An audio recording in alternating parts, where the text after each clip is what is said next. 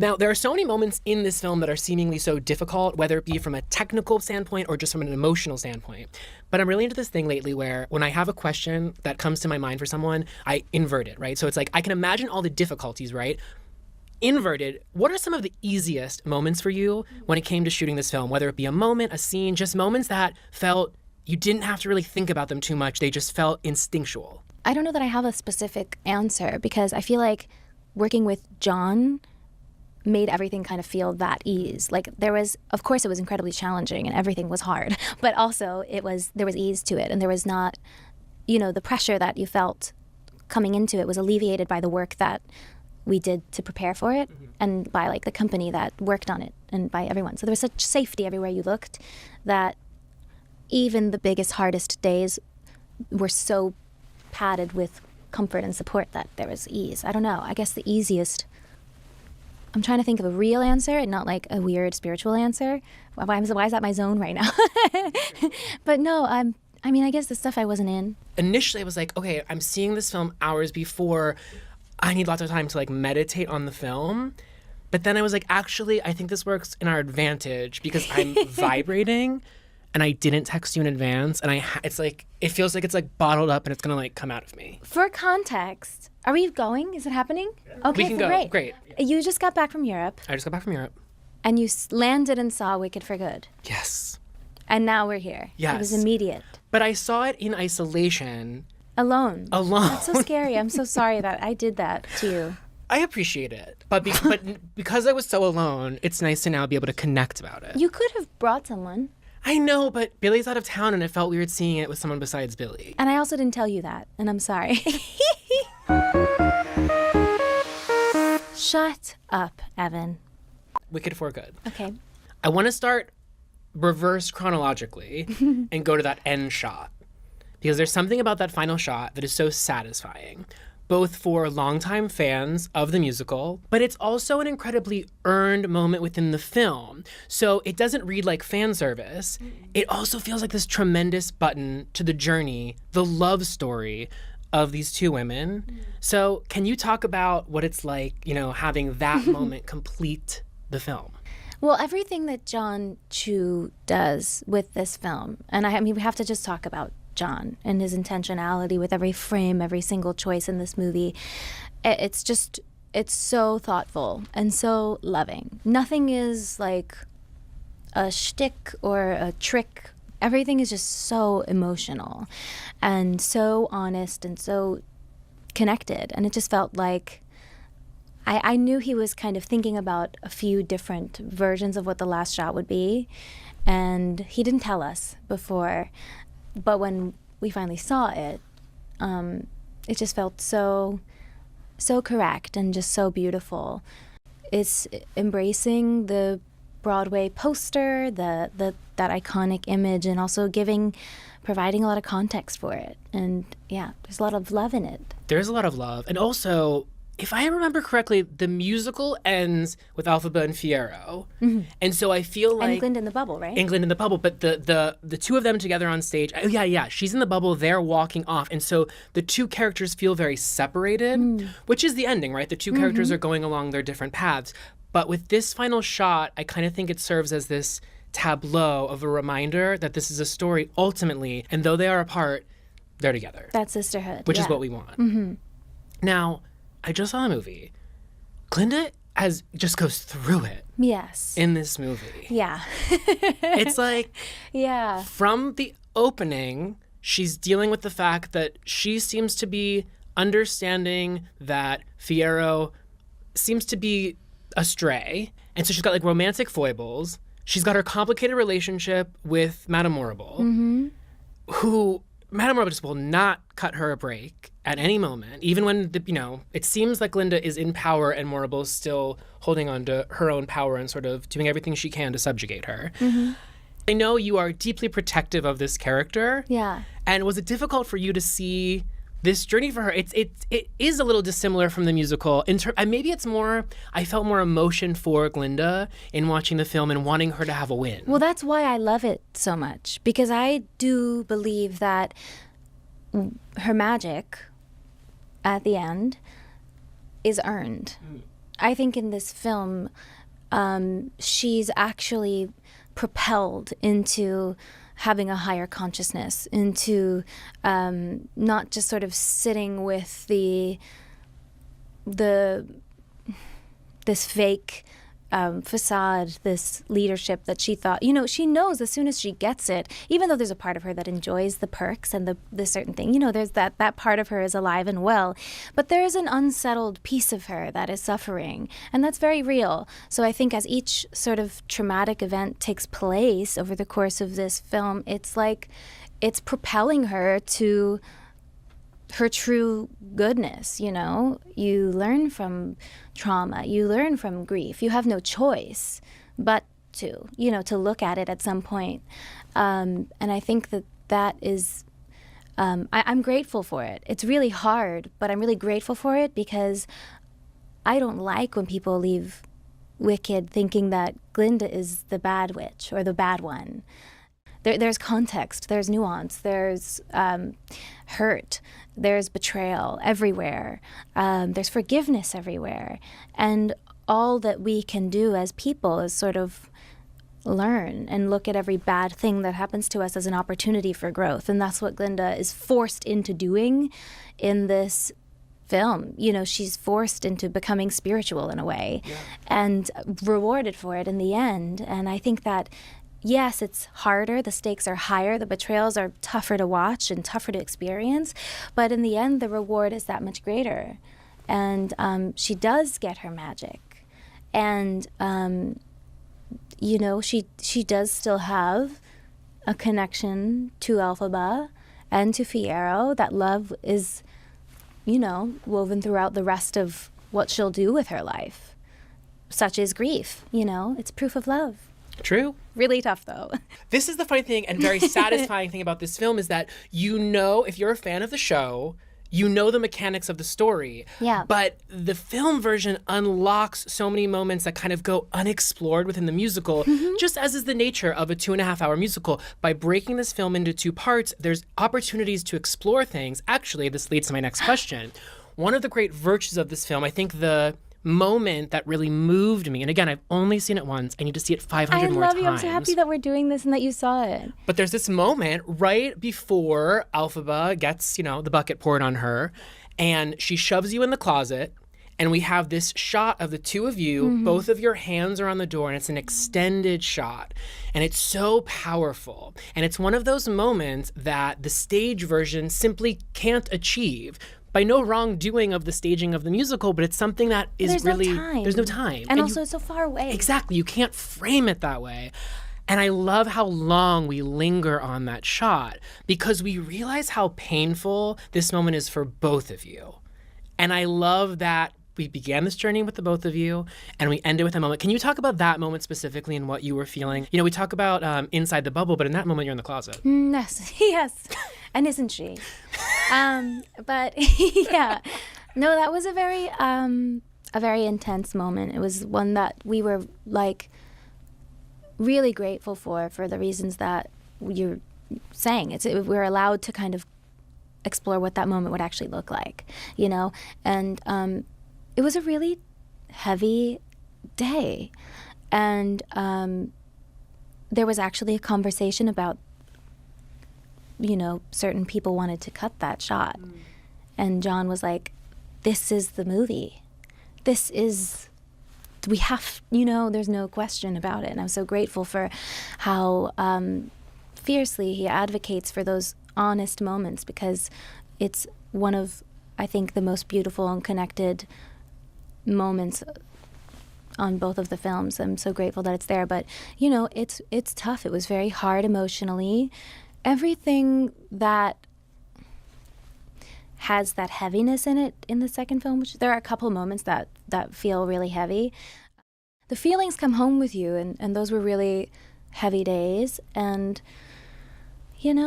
we both were really protective of each other's processes. We have very different processes, but every time we needed to kind of show up in that space, we did it, and it was sort of magical and very symbiotic. And we never talked about our processes either until way after, which was really cool. I kind of like that, though, because sometimes I think, not even just specific to you both, but I'm not sure sometimes how much talking about the mechanics of something really helps with the final product. Yeah, I mean, there's different. I mean, you can also make sure that you're connected in the way of like, oh, I want to make this environment safe for my scene partner, and make sure that like if they need space in this moment or if I need to do that in this moment, that's offered and available, and we communicate that. But also, like, we never really talked about how we found the girls until way after. And then we were in a car and I was like, let's talk about it. It's so fun. Now we're on the other side of it. Let's talk about what we did, because we didn't really while we were doing it. But yeah, that was one of those days. And then after Cynthia left for the melting, I had to do the half of the scene behind the door. And I remember they were setting it up and I was just a state of emergency, and I was waiting in the closet as Glenda does. And I was waiting and just sort of, I didn't want to leave my mark, and they were sort of turning over and adjusting lighting to get that piece.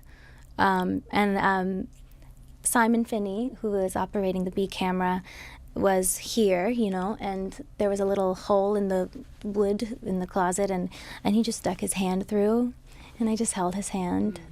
So yeah, all of that stuff was so devastating, but really earned, I think.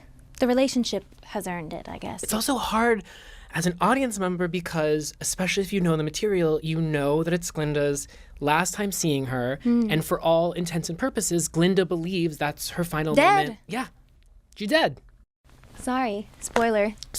She believes that. So there's also that of like, this is the great thing about this show, you as the audience, you watching it, you end up, whether you come into the film knowing this or by the end, understand that all parties live. But she doesn't know that. I know. And so it's tough. I know, and also Elphaba goes, I wish that Glinda could know. Oh well, or something like that. Like the line is like, it so sucks. Poor Glinda. Also, yay to Glinda, because she wins in so many beautiful ways. She does.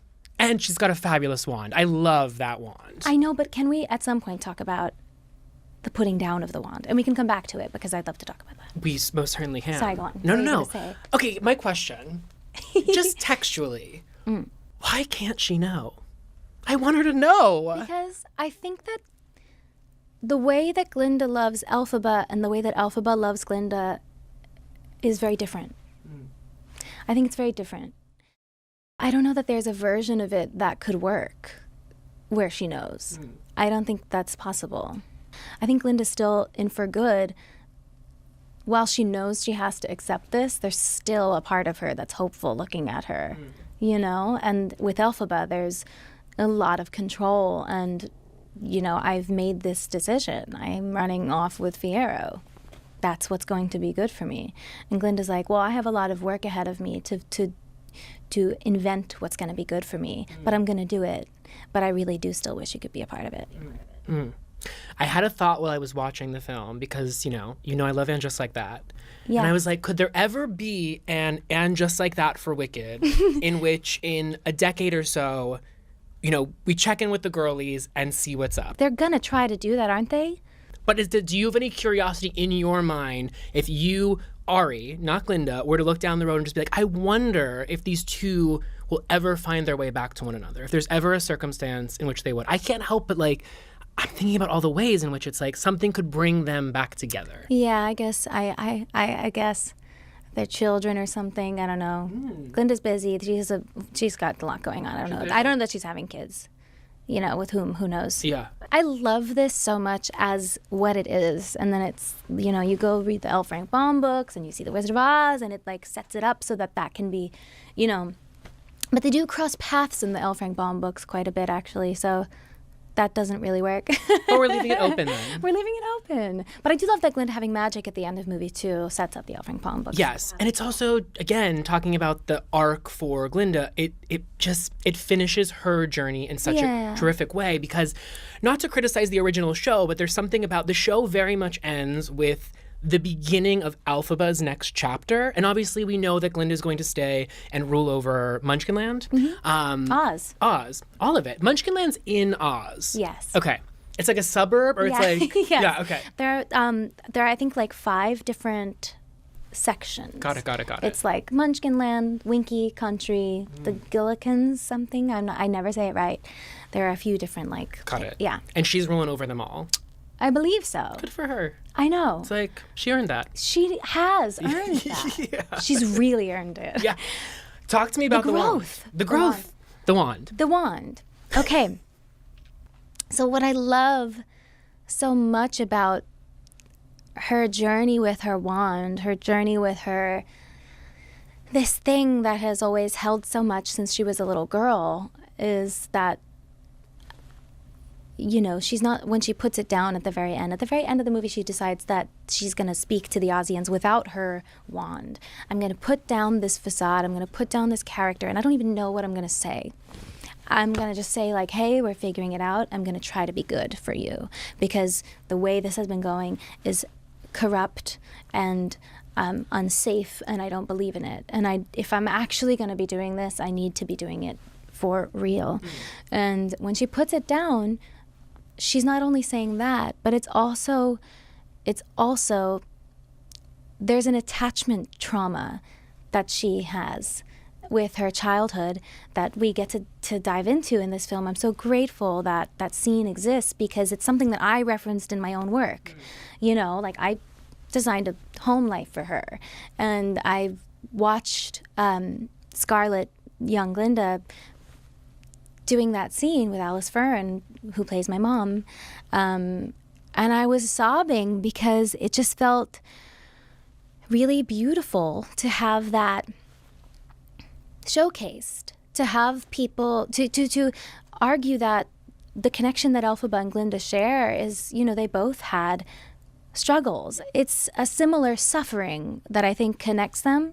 So when she puts that wand down, she's not only putting down this facade, but she's also putting down, like, her parents and the people who told her every step of the way that she didn't have a gift, and the people who told her that all she needed was to be pretty and popular and have people like her. And it shows her as a little girl saying, no, I think I can be more. I think there has to be more. I think I have to be worth more. And so, yeah, I'm grateful that that flashback is there. And it's a moment for her because, you know, for those who haven't seen the film, she invites all of the animals back into the fold. We open the gates, and it's this supreme act of goodness, right? Mm-hmm. That's still external, right? It makes her look good by, you know, creating this environment in which everyone is back in. The wand moment is strictly for Glinda, right? Mm-hmm. If no one else reads it, it's her doing something for herself. Mm-hmm. And I feel like so much of Glinda is about being in service of others or wanting to create a veneer of what people will think of her. And it's one of these incredible moments in which she does something for herself. Right. Well, it's kind of both. You know, her journey is, in the beginning, all of it, the things that she does for goodness and for others, for what is actually to be liked. Yeah. It's actually all ego-driven. And then you see her discovering that actually doesn't create fulfillment, and ego has to leave, and it has to actually be for others. Yes. Anyway, love her. Love that flashback exists, because it's something that I referenced a lot in my work. So to have that there means so much. Like, who's to say that she doesn't experience suffering? Even in the first movie, when she has so much, that's how she became what she is in the first movie. That's how she became a surface level, insecure, you know, what she is in the first movie. And I'm glad we have the space in these films. That. Yes. It gives you an idea of, like, especially as you said with those flashbacks, it's like, and it's about Glinda, but it's also true to life. There are reasons why people operate the way that they do, right? Mm-hmm. And there are a lot of people who are existing in the world, Glinda is an example, that have gone through things that inform the person that they are. And it kind of is a moment that allows you to grant people some grace in saying it doesn't excuse actions that are perhaps inexcusable, but it's context as to why people might be on the path that they are on. Are people born wicked, or do they have wickedness thrust upon them? That one. And how do you go from there? Yeah. And I'm grateful, because I think that people will discover that, oh, there isn't a good witch and a bad witch. Absolutely. Case closed. Yeah. Yeah. I'd love to talk about the moments, the flourishes. Sorry, I'm so sorry. Sorry, the flourishes? The flourishes that you were able to put on Glinda vocally. Oh. I want to talk about my favorite. It comes during Thank Goodness. I'm not going to sing for you right now. Please do. I'm not, but it's with this perfect finale, the cheers and the bally who, and then it's your who, you know, that. I mean, there are many, right? But that's just one. Can you talk about the process of sort of deciding what moments that you were going to? Because this is a sacred text. And we have these moments with both you and Cynthia's Alphaba in which you guys make these little switch ups that for us as super fans of the show are so satisfying. Because for people that don't know, this has a diehard fandom, some of whom literally will make compilation videos of every nuance of every note changed by every actor who's ever inhabited the role. And we love that, and we live for it. So as exciting as it is to hear you sing these songs, it's also exciting to find the ways in which you and John and Stephen Aremus, and I don't even know how many people were involved in that decision-making. It's fun to see those moments. Yeah. Well, I mean, it's fun to discover them, too, in real time. I think a lot of I tend to be pretty discerning when it comes to things like that. I didn't want to do too many changes, but when it felt like emotionally honest and necessary, it would come, you know, in a rehearsal or in a camera blocking, it would happen. And you can feel emotionally if it's right or if it's, you know, too fancy or something, you know. I guess that's the beauty of doing the prep work ahead of time vocally, so that when you're on set, you can just sort of like drop into what's happening and be focused on the acting piece. Because to be honest, I don't even remember what I did half of the takes, you know? So it's cool to see it in the edit and discover, oh, that's what my Thank Goodness sounds like. That's so exciting because it wasn't something I consistently did. It's just it's like how, I guess, it feels in the moment. So it's nice. But certain things we found in rehearsals and we would say, oh, we like that. Like that's like at the end of Loathing and stuff. We were like, oh, yeah. And when you say find it in rehearsal, is that sort of like you're in rehearsal and you're just sort of, you're singing through it and then you kind of just let your voice meander? Or like, what does it mean to find it? I guess it's a meander. Yeah. We just love to sing and we love to sing together. So, you know, we're always sort of discovering little things, and sometimes they feel right. I'm discovering a lot in sort of unpacking the lyrics here. I thought it was the tears and the valley. Cheers and the ballyhoo. Yeah. It's like, and I think I'm an expert on this show, and like, I'm still discovering new things about it. Same. Now, there are so many moments in this film that are seemingly so difficult, whether it be from a technical standpoint or just from an emotional standpoint. But I'm really into this thing lately where when I have a question that comes to my mind for someone, I invert it, right? So it's like, I can imagine all the difficulties, right? Inverted, what are some of the easiest moments for you when it came to shooting this film? Whether it be a moment, a scene, just moments that felt you didn't have to really think about them too much. They just felt instinctual. I don't know that I have a specific answer because I feel like working with John made everything kind of feel that ease. Like there was, of course it was incredibly challenging and everything was hard, but also there was ease to it and there was not, you know, the pressure that you felt coming into it was alleviated by the work that we did to prepare for it and by like the company that worked on it and by everyone. So there was such safety everywhere you looked that even the biggest, hardest days were so padded with comfort and support that there was ease. I don't know. I guess the easiest, I'm trying to think of a real answer and not like a weird spiritual answer. Why is that my zone right now? But no, I mean, I guess the stuff I wasn't in. I'm kidding. I was like, that was say easy, more. Yeah. No, I'm kidding. The stuff you weren't in, easy. It was hard. It was a big thing, a big chew. Before I let you go, is there anything about this film that was not asked here today that maybe won't come up because someone won't know to ask it, but is important to you in establishing the framework of this film? I don't know. God, I feel like we've been here for 3 days. What else haven't we said? Just making sure. I'll say what my favorite scene is. Please. One of my, well, actually, I can't answer that.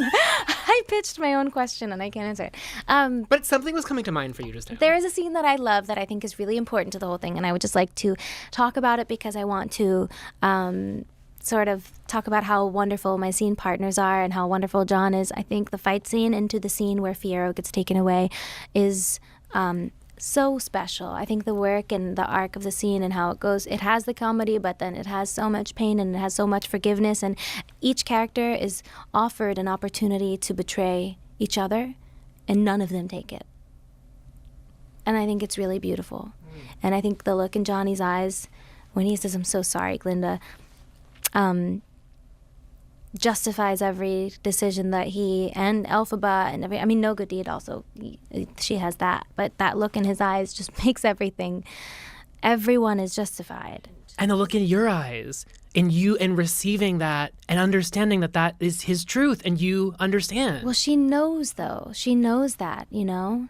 That's why she forgives them and she loves them still. Because she knows also, I think she knows Fiyero so well to know that so much of his world,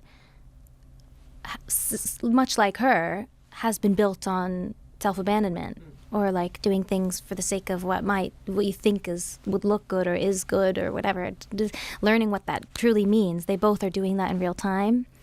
And I think because she's also experiencing that, she recognizes it in him and she just forgives him, and he, you know, it's just a beautiful moment. I think I love that. I love the ride that scene takes us on.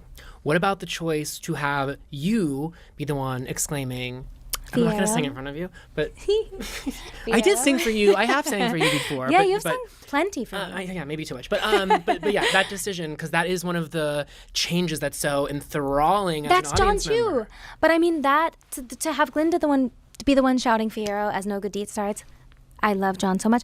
To show, is that all good deeds are when looked at with an ice cold eye? To show her with Nessa's chair in the air in the first film, that's also really incredible on John's part. I love his choices so much in this movie, and his the edit of the wedding happening simultaneously while Elphaba's walking through the animals.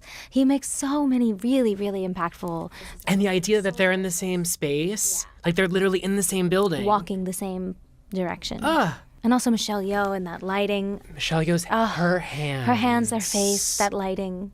It's been a pleasure. I don't know what I said today, but thank you for having me. It's always a pleasure. It is. Thank you so very much. I always forget we're like recording when we're together. But that's fine. I know.